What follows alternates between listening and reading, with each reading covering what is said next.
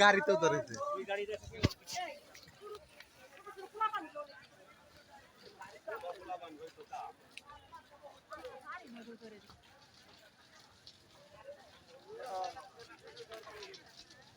ভাই ঘুমের ভিতরে গ্যাসের বোতল থাকলে আমাকে ওই ডিস্টার্ব হবে না ভালো হয়েছে ভাই অনেক করে বেশি কম না তার পড়লে সমস্যা আছে ওই যে কারেন্টের তারে আগুন তারে আগুন ধরছে তারে আগুন ধরে গেছে আর ই করে লাভ নেই এখানে দৌড়ানোর উপরে থাকবে